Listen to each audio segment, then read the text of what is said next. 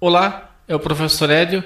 Bom, a gente vai resolver três questões que ficou dúvida nos exercícios finais do capítulo 1.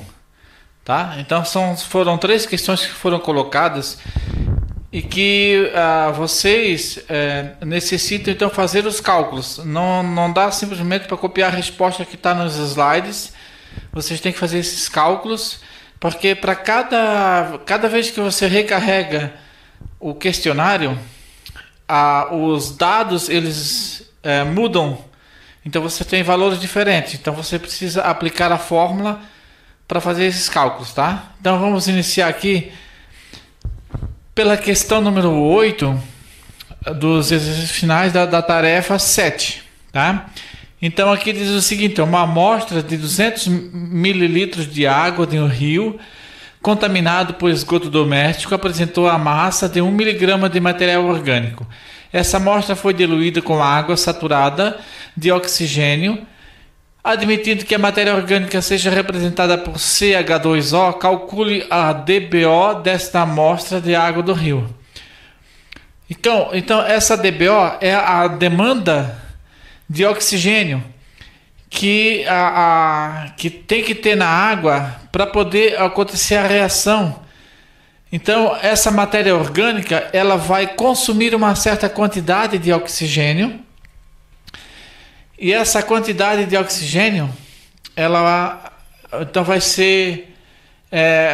depender então da quantidade presente de matéria orgânica, né, nessa amostra de água.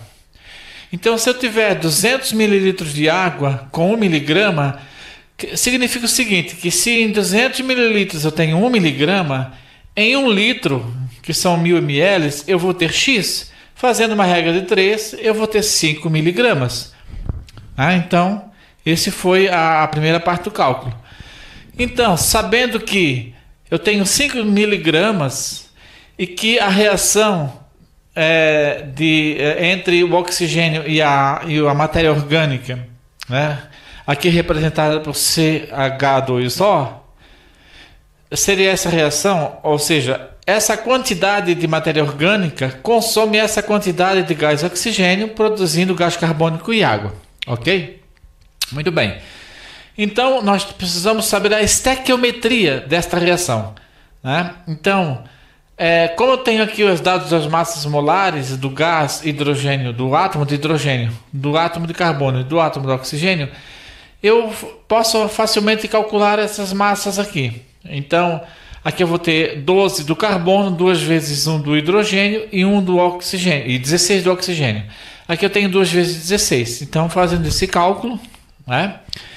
Então, as massas molares do CH2 vai ser 30 gramas por mol e a do O2 vai ser 32 gramas por mol. Então, colocando esses valores aqui nessa equação, então nós vamos ter a seguinte relação, que 30 gramas de matéria orgânica reage com 32 gramas de oxigênio. Se eu tenho na minha água 5 mg, essas 5 mg vai reagir com quanto de oxigênio? Qual é a massa de oxigênio que será consumida nessa reação?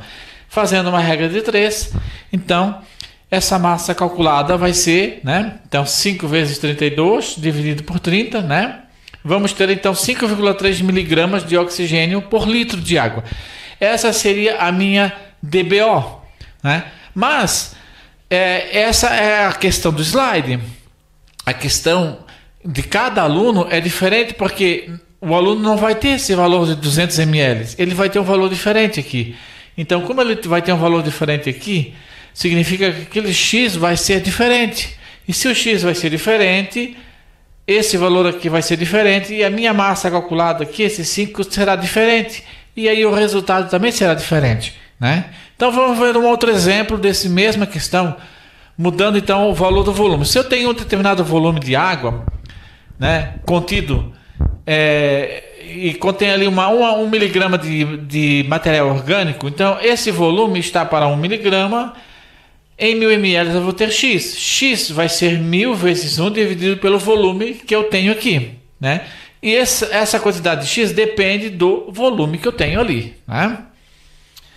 Então, por exemplo, vamos supor que eu tivesse aqui, eventualmente algum aluno pode ser que ele tenha esse valor aqui, 450 mililitros.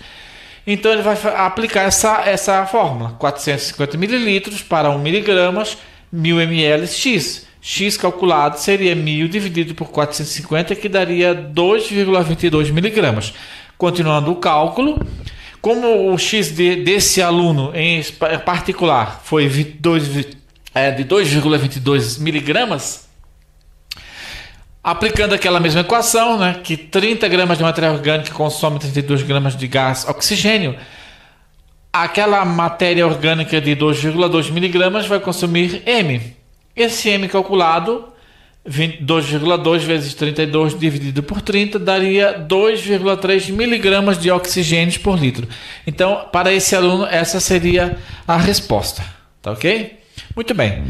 Agora vamos à questão 10. A questão 10 é a mesma coisa. Você vai ter que fazer os cálculos, porque a resposta do exercício, né, do slide, atrás do livro, ela é diferente. Ou seja, a questão do livro, ela traz 5 microgramas de mercúrio. Então ele diz o seguinte, ó, nós temos uma água de um rio poluído que apresenta 5 microgramas de mercúrio por litro de água.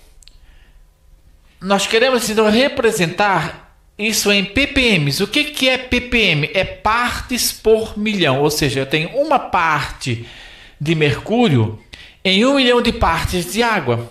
Ou seja, 1 grama de mercúrio em 1 milhão de gramas de água.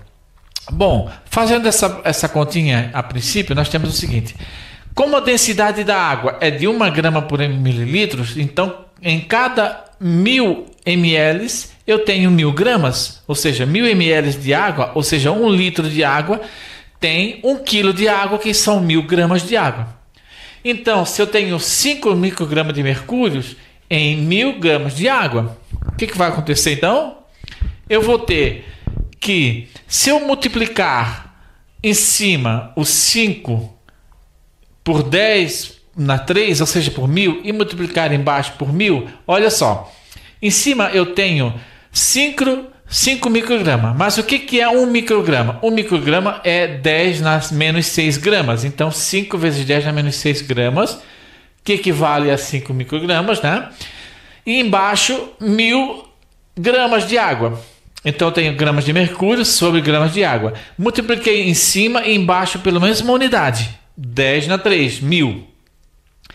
Embaixo, quando eu multiplico 1000 gramas de água por 1000, eu vou ter 1 milhão de gramas de água.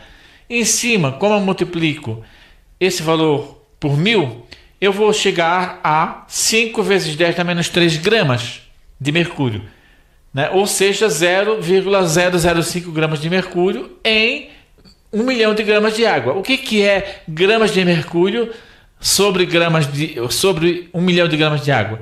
É ppm. Então, essa conta aqui, ó, temos 0,005 gramas em 1 milhão de gramas de água. Ou seja, temos 0,005 ppm, partes por milhão. Tá? Então, é assim que a gente resolve. Tá? Bom, e agora a questão 14, eu vou resolver um pouquinho diferente daquilo que está nos slides. No slide ele faz uma série de regras de 3, mas eu vou aqui aplicar uma fórmula, tá? Que eu acho que é mais fácil aplicar essa fórmula. Então vamos lá. O sulfato de alumínio, ele é utilizado como clarificante no tratamento da água, pela ação de íons alumínio que reagem, que agregam, né, o material em suspensão. No tratamento de 578 litros de água, adicionaram-se 3,078 kg de sulfato de alumínio, sem que houvesse variação de volume. Admitindo-se a completa dissolução do sal, a concentração de íons alumínio em mol por litro é igual a quanto? Então eu quero saber qual é a concentração que eu tenho de íons alumínio, né? Concentração de íons alumínio nessa solução, né? Ora, o sulfato de alumínio, ele é utilizado para fazer clarificação no tratamento da água. Se eu adiciono uma certa quantidade de alumínio, ele agrega o material que está em suspensão e essa água então vai ser limpa, né? Então, se eu quiser fazer o tratamento de 578 litros de água, eu vou adicionar 3,078 kg de sulfato de alumínio, tá?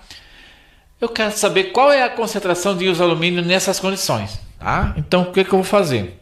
Primeiro, eu tenho que saber qual é a equação que está acontecendo. Bom, aqui eu tenho um sulfato de alumínio sólido. Quando eu coloco esse sulfato em água, o que eu vou ter aqui? Eu vou ter formação de íons alumínio e formação de íons sulfato.